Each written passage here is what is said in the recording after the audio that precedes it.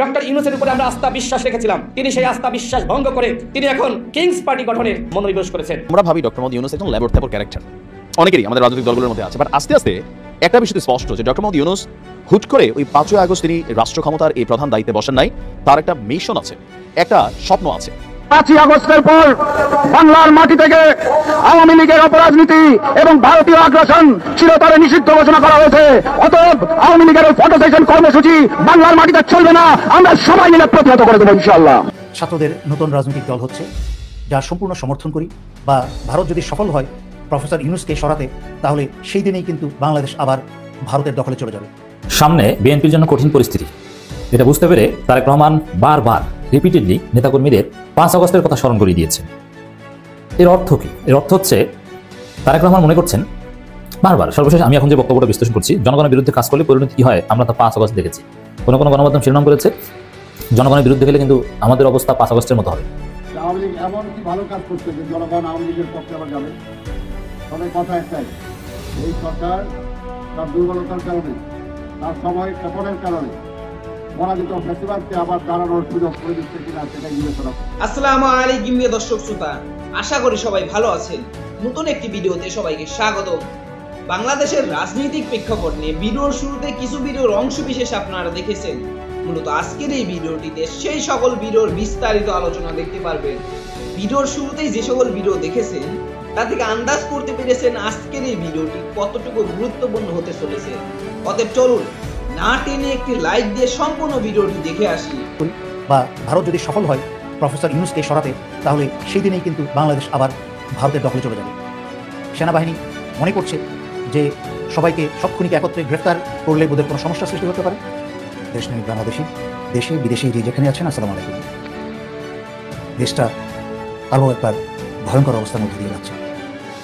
একদিকে ভারত এবং বাংলাদেশের ভেতরে ভারতের পোষা মির্জাফররা প্রফেসর মোহাম্মদ ইউনূসকে সরানোর জন্য উঠে পড়ে লেগেছে। আরেকদিকে যদিও তারেক রহমান বলছেন যে ওনার দলের মাঝখানে কেউ যদি দায়িত্বহীনতার পরিচয় দেয় তার জন্য উনি বা ওনার দল দায়ী থাকবে না, কিন্তু স্পষ্টতই দেখা যাচ্ছে যে বিএনপির উপরের যে নেতারা মির্জা ফখরুল, শামসুজ্জামান দুদু, তারপরে আরও যারা আছে পরিচিত মুখ, আমির খসরু ইত্যাদি, তারা স্পষ্টত দেশদ্রোহিতা করে যাচ্ছে এবং স্পষ্টভাবে ভারতের প্রতিনিধিত্ব করে যাচ্ছে। বাংলাদেশের স্বার্থ রক্ষা না করে তারা ভারতের স্বার্থ রক্ষা করে যাচ্ছে। যেভাবে তারা উন্মুক্তভাবে কথা বলছে ভারতের পক্ষে, তাতে মনে হচ্ছে যে ভারত তাদেরকে প্রতিশ্রুতি দিয়েছে যে তাদের গোলামি করলে, বাংলাদেশের বিরুদ্ধে তার কাজ করলে তাদেরকে গুরুত্বপূর্ণ স্থানে পরবর্তী সরকারে বসানো হবে। শুধু তারেক রহমান নয়, বিএনপির প্রতিটা দেশপ্রেমিক সদস্যের উচিত এই সকল ভারতপ্রেমী এবং বাংলাদেশের বিরুদ্ধে কাজ করা বিএনপি নেতাদের বিরুদ্ধে দাঁড়ানো।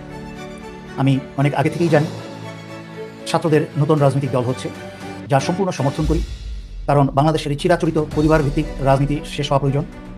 নেতৃত্বের যোগ্যতায় এই বাংলাদেশে প্রধানমন্ত্রী বা দেশের নেতৃত্ব দিতে হবে, সে যেই পরিবারেরই হোক না কেন।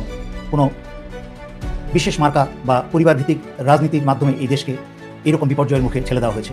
তাই এই নতুন প্রজন্মের ছাত্রদেরকে রাজনৈতিক দল গঠন করতেই হবে, এর কোনো বিকল্প নেই। তবে মনে রাখতে হবে এই রাজনৈতিক দল গড়তে হবে প্রজ্ঞার মাধ্যমে, দেশপ্রেমের ভিত্তিতে এবং সাহসিকতার সাথে। আমরা দেখেছি এই 54 বছর খুব সহজেই অর্থে এবং লোভে যে কাউকে কিনে ফেলা যায়, এবং ভারত যে কাউকে কিনে ফেলে মুহূর্তের মাঝখানে বাংলাদেশিদেরকে দেশের বিরুদ্ধে কাজ করতে বা কাজ করায়। তাই এই নতুন প্রজন্মের ছাত্রদেরকেও মনে রাখতে হবে, একজন আরেকজনের উপরে নজর রাখতে হবে, অন্ধভাবে কাউকে বিশ্বাস করা যাবে না। ছাত্রদের মাঝখানে যারা যোগ্যতার ভিত্তিতে নেতৃত্ব দিতে পারবে, শুধু তাদেরকেই নেতৃত্বের স্থানে তোমরা বসাও, আর নয়তো ঘুরে ফিরে সেই আওয়ামী লীগ বিএনপি হয়ে যাবে। সময় বেশি নেই। প্রফেসর মোহাম্মদ ইউনূস যেই দিন থাকবে না, বা ভারত যদি সফল হয় প্রফেসর ইউনূসকে সরাতে, তাহলে সেই দিনেই কিন্তু বাংলাদেশ আবার ভারতের দখলে চলে যাবে, যা কোনো মূল্যের বিনিময়ে আমাদের করতে দেওয়া যাবে না। আমাদেরকে রুখে দাঁড়াতে হবে। ডক্টর মোহাম্মদ ইউনূসকে দেশের বৃহত্তর স্বার্থে, বাংলাদেশ এবং জনগণের বৃহত্তর স্বার্থে প্রফেসর ইউনূসকে আমাদেরকে সাহায্য করতে হবে, ওনাকে টিকিয়ে রাখতেই হবে।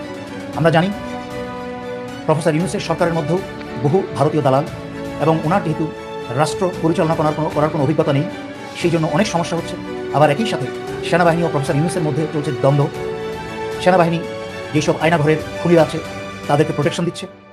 সেনাবাহিনী মনে করছে যে সবাইকে সব খুনিকে একত্রে গ্রেফতার করলে বোধহয় কোনো সমস্যা সৃষ্টি হতে পারে, কিন্তু আমি সেনাবাহিনীকে আশ্বাস দিয়ে বলতে চাই, আয়নাগরের সকল খুনি বাংলাদেশের সকলের পরিচিত দুষ্কৃতিকারী খুনি, এবং তাদেরকে একত্রে গ্রেফতার করলে কোনো সমস্যা হবে না, বরঞ্চ এই সেনাবাহিনীর ভাবমূর্তি আর উজ্জ্বল হবে। তাদেরকে আশ্রয় প্রশ্রয়ের মাধ্যমে সেনাবাহিনী যেই নিজের মান সম্মান ক্ষুণ্ণ করছে, তা সেনাবাহিনীর বর্তমান ও ভবিষ্যতের জন্য অত্যন্ত ক্ষতিকর। ইদানিং আমার চোখে এসেছে ব্যারিস্টার ফুয়াদ সশস্ত্র বাহিনীর সমালোচনা করেছে, এবং আমি দেখেছি আমারই পরিচিত বেশ কিছু অবসরপ্রাপ্ত অফিসার ভীষণ ক্ষেপে উঠেছে এবং তার বিরুদ্ধে প্রতিবাদ করেছে। কেন? আমি তো ব্যারিস্টার ফুয়াদের সবগুলো কথা শুনেছি, একটা কথাও তো ভুল বলেনি। আপনারা সত্য সবসময় তিক্ত হয়, আপনারা সত্য শুনতে ভয় পান কেন? আপনি যদি সত্যিই সশস্ত্র বাহিনীকে ভালোবাসেন, তাহলে তো সত্য শুনে ঘৃণা করার কথা না, সত্যের সামনে মুখোমুখি হওয়ার কথা, এবং সেই সত্যকে শুনে সেই পরিবর্তন বা সংস্কার এই সশস্ত্র বাহিনীতে করতে হবে এই দেশের স্বাধীনতা সার্বভৌমত্বের স্বার্থের জন্য। কিন্তু কেন আপনারা সত্যি শুনে রাগ হচ্ছেন? আমি তো প্রতিটা কথা শুনেছি, যেই কথাগুলো আমি গত 5 বছর ধরে বলে এসেছি সেই কথার সামারিটাই দিয়েছে ব্যারিস্টার ফুয়াদ, কোনো ভুল কথা বলেনি। আপনারা যখন সশস্ত্র বাহিনী সদস্যরা ডিজিএফআই হোক এবং অন্যান্য অনেক জেনারেলরা যারা স্বৈরাচারী শেখ হাসিনা এবং ভারতের নির্দেশে বাংলাদেশের বিরুদ্ধে কাজ করে যাচ্ছিল, মানুষ হত্যা থেকে আরম্ভ করে সমুদ্র চুরি করে যাচ্ছিল, তখন কই আপনারা তো কোনো প্রতিবাদ করেন নাই? এই 16টা বছর মুখ বন্ধ করেছিলেন, হঠাৎ করে আপনাদের সশস্ত্র বাহিনীর জন্য প্রেম উতলে উঠল। শোনেন, যাদের ভিতরে যত বেশি 2 নম্বরই, তারা কোনো একটা সংস্থা বা ব্যক্তিকে খুশি করার জন্য তত বেশি তেলবাজি করে। সব তেলবাজি বন্ধ করেন, সত্য কথা শুনেন, সমালোচনা শুনেন, যেটা সত্যি সমালোচনা, যেখানে ভুল আছে সেটা সংশোধন করার জন্য সশস্ত্র বাহিনীর দায়িত্বশীল ব্যক্তিদেরকে উপদেশ দেন এবং তাদেরকে অনুরোধ করেন। বাংলাদেশের ভবিষ্যৎ খুব অন্ধকার। বাংলাদেশের ভবিষ্যৎ ভারতের কারণে অন্ধকার নয়, বাংলাদেশের ভবিষ্যৎ এই বাংলাদেশের ভিতরের ঘরের শত্রু বিভীষণ এই মির্জাফরদের কারণে অন্ধকার। সামনে বিএনপির জন্য কঠিন পরিস্থিতি, এটা বুঝতে পেরে তারেক রহমান বারবার রিপিটেডলি নেতাকর্মীদের 5 আগস্টের কথা স্মরণ করিয়ে দিয়েছেন। এর অর্থ কি? এর অর্থ হচ্ছে তারেক রহমান মনে করছেন বারবার, সর্বশেষ আমি এখন যে বক্তব্যটা বিশ্লেষণ করছি, জনগণের বিরুদ্ধে কাজ করলে পরিণতি কি হয় আমরা তা 5 আগস্ট দেখেছি। কোনো কোনো গণমাধ্যম শিরোনাম করেছে জনগণের বিরুদ্ধে গেলে কিন্তু আমাদের অবস্থা 5 আগস্টের মতো হবে।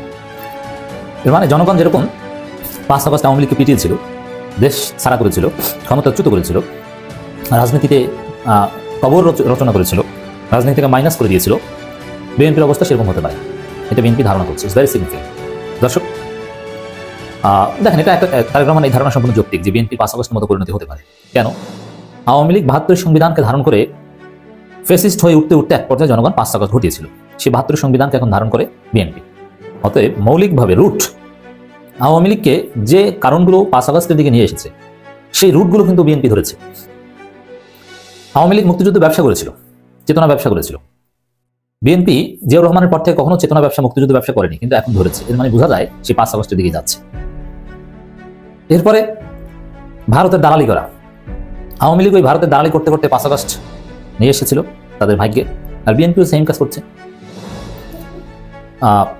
আওয়ামী লীগও দ্রুত নির্বাচন, সময় মতো নির্বাচন, সাংবিধানিক ধারাবাহিকতা, নির্বাচন দেরি করার কোনো সুযোগ নেই, এইসব কথাবার্তা কিন্তু প্রচুর বলতো, গণতন্ত্রের কথা প্রচুর বলতো। বিএনপি কিন্তু দ্রুত নির্বাচন দেরি করা যাবে না, নির্বাচনই সব সমস্যার সমাধানে সেম কথাগুলো বলছে। অথচ জনগণের ভোটাধিকার, সুষ্ঠু নির্বাচন, এর জন্য সংস্কার, এগুলো কথা বলছে না।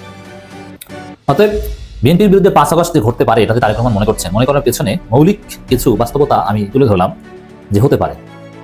সব থেকে বড় বিষয় হচ্ছে আওয়ামী লীগ, যুবলীগ, ছাত্রলীগে জনগণ, শিক্ষার্থীরা প্রচণ্ড বিরক্ত ছিল। বিএনপির ক্ষেত্রে সেম। এখন চাঁদাবাজদের কারণে, বিএনপি, ছাত্রদল, যুবদলের চাঁদাবাজদের কারণে, লুটপাটের কারণে, তাদের অত্যাচারে জনগণ অতিষ্ঠ এবং বিরক্ত। অতএব আওয়ামী লীগ তো 15 বছর ক্ষমতায় থেকে তারপরে 5 আগস্টের ঘটনা এসেছিল, আর বিএনপি ক্ষমতা আসার আগে কিন্তু 5 আগস্টের হিসাব নিকাশ শুরু হয়ে গিয়েছে। একেবারে ভিত্তিগত কারণ তো বললাম 72 সংবিধান, কেন বিএনপির বিরুদ্ধে 5 আগস্ট করতে পারে ভবিষ্যৎ। আর ইনস্ট্যান্ট কারণ হচ্ছে চাঁদাবাজি।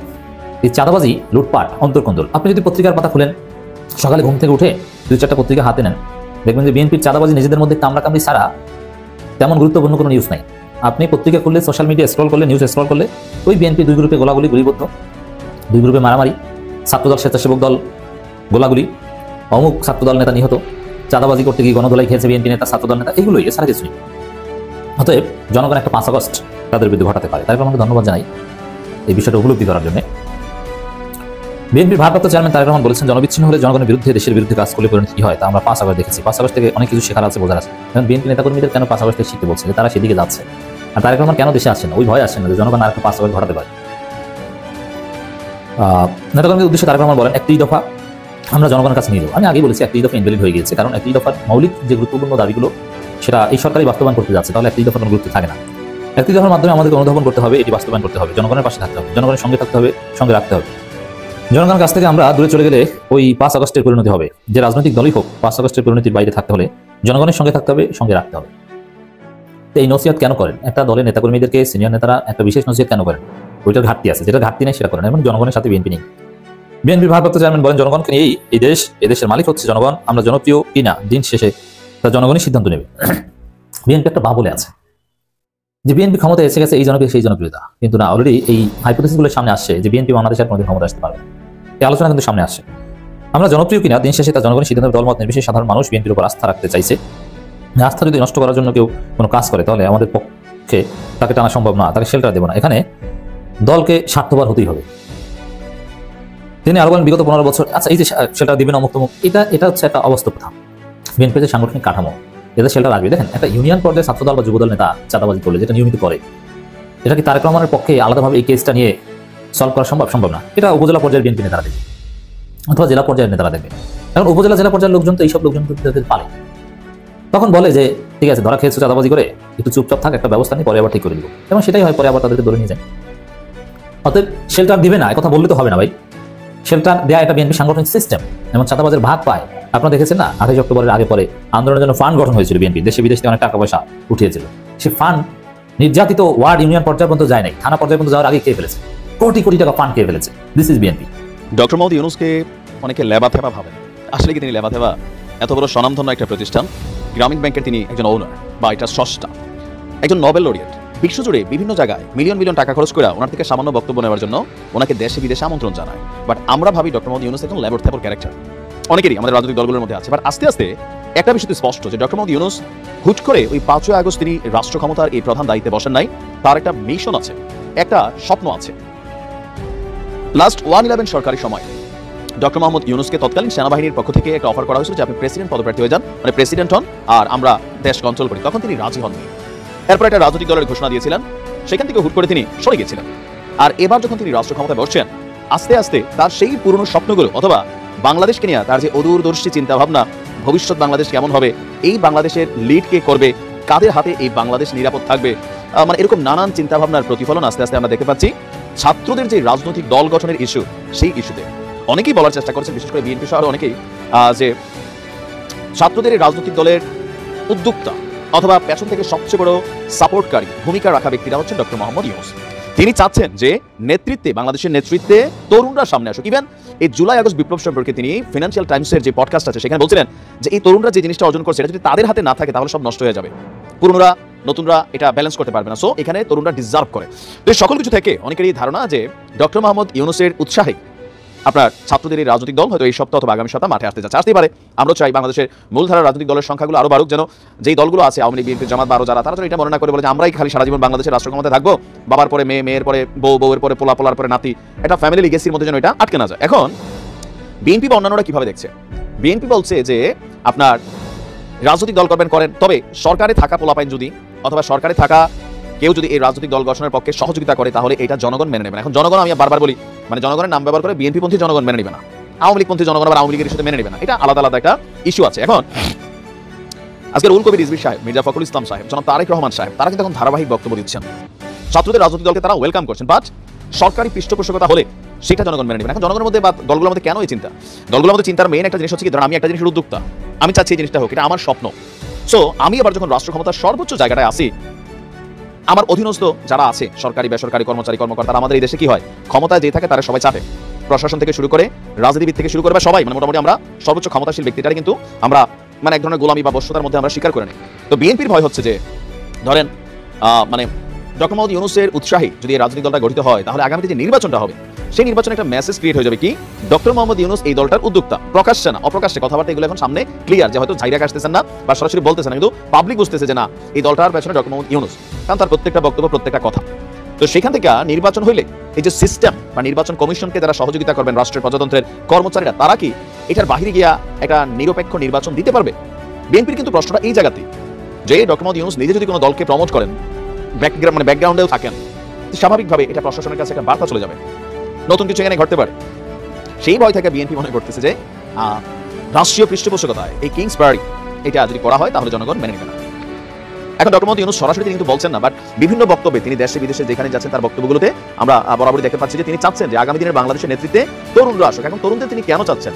কারণ এখানে বাংলাদেশের যে সিস্টেমটা হয়ে গেছে, এখন এই সিস্টেমের পরিবর্তনের জন্য আমাদের সব রাজনৈতিক দলগুলো কথা বলে, কিন্তু কথা বলার পরেও সিস্টেমের কি পরিবর্তন হয়? এবার আমরা বিএনপিকে একটু ব্যতিক্রম দেখছি। জামাত কখনো রাষ্ট্র ক্ষমতায় এককভাবে আসে নাই, তারাও সুন্দর কথা বলছে, কিন্তু ক্ষমতায় যাওয়ার পরে আসলে এই কথাগুলো থাকবে কিনা, এই রূপটা থাকবে কিনা, এটা নিয়ে মানুষের মধ্যে শঙ্কা। এমনকি যারা যে দল করে আমরা ভাই ভাই নিচ্ছি, ক্ষমতায় যায় নেই, এরপরে খেলা হবে। কিন্তু আগামী দিনের সুন্দর একটা ভবিষ্যৎ বাংলাদেশ, যেখানে ধরেন বৈষম্য থাকবে না, মব জাস্টিস থাকবে না, দুর্নীতি থাকবে না, লুটপাট থাকবে না, মানুষ রাজনীতি করবে দেশের জন্য, পুরো সিস্টেম যার যার ব্যক্তি অধিকার সে অ্যাপ্লাই করার সুযোগ থাকবে, এরকম কিন্তু আমরা সবাই চাই পশ্চিমা বিশ্বের মতন। কিন্তু এটাকে অ্যাপ্লাই করা অনেক কঠিন বিষয়, কারণ বাঙালির রক্তের মধ্যে চিরাচরিত কিছু দোষ আছে, আমরা এগুলো চাইলে এগুলো থেকে মুক্ত হইতে পারি না। তো ডক্টর মোহাম্মদ ইউনূসের এই সিদ্ধান্তের মেইন বিষয় হচ্ছে যে তিনি ভাবছেন যে এই শেখ হাসিনা সরকারকে উৎখাত করতে বা ফেসিবাদকে উৎখাত করতে 1000-এরও বেশি তরুণ তাদের জীবন উৎসর্গ করেছেন, হাত পা হারিয়েছেন, তাদের আত্মত্যাগী এখনকার এই বাংলাদেশের সিচুয়েশন হয়েছে। সো এই বাংলাদেশকে সামনের দিকে এগিয়ে নিয়ে যাওয়ার জন্য তরুণদের হাতেই নেতৃত্ব থাকা উচিত। 5ই আগস্টের পর বাংলার মাটি থেকে আওয়ামী লীগের অপরাজনীতি এবং ভারতীয় আগ্রাসন চিরতরে নিষিদ্ধ ঘোষণা করা হয়েছে। অতএব আওয়ামী লীগের ওই ফটো সেশন কর্মসূচি বাংলার মাটিতে চলবে না, আমরা সবাই মিলে প্রতিহত করে দেবো ইনশাআল্লাহ। যদি মডেলটা হয় গণতন্ত্র, সবচাইতে বৈষম্যহীন অবস্থান হলো নির্বাচন, যেখানে একজন চাপরাশি থেকে রাষ্ট্রপ্রধান পর্যন্ত একটা ভোটের মালিক। মনে রাখবেন, আগামীতে এদের ভয় একমাত্র নির্বাচন। শুধু এই ভারত দিল্লি না, এই ঘরের ভিতরে, এই দেশের ভিতরে এই ভারতের দালালরা সহ আরো অনেকে যারা এই নির্বাচনকে ভয় পায়, তাদের ভয় মাত্র একটাই, যত রকম পার্টি করেন, কিংস পার্টি করেন, XYZ, ফেক লীগ, নানান লীগ করেন, মনে রাখবেন আগামী নির্বাচন হবে সেই নির্বাচন। আপনারা কখনো এতেকাল দেখছেন? 10 দিন মসজিদে থেকে দেখছেন। নিউ রাধুনিকি এখন বাজারের সেরা, সব অনুষ্ঠানে ধুমছে চলছে। কেনার সময় মামুন ফুড প্রোডাক্টস দেখে কিনুন। মানুষজন 3 দিন আগে থেকে সেন্টারে বসে থাকবে, আমার ভোট আমি দেবো, যাকে খুশি তাকে দেবো। প্রত্যেকটা বাংলার জনগণ, বাংলাদেশের প্রত্যেকটা নাগরিক তার নিজের ভোট নিজে নিশ্চিত করবে, এটাই হলো তাদের ভয়। আপনাদের কিন্তু কোনো সমস্যা থাকার কথা না, আপনারা আসছেন নির্বাচন দিয়ে চলে যাবেন। আপনারা নিজেদের অবস্থানটা স্পষ্ট করুন। এই মাফিয়া হাসিনার সরকারের আমলে এই ভারতের সাথে যত রকম অবৈধ চুক্তি হয়েছে, সেই চুক্তিগুলো প্রকাশ করুন।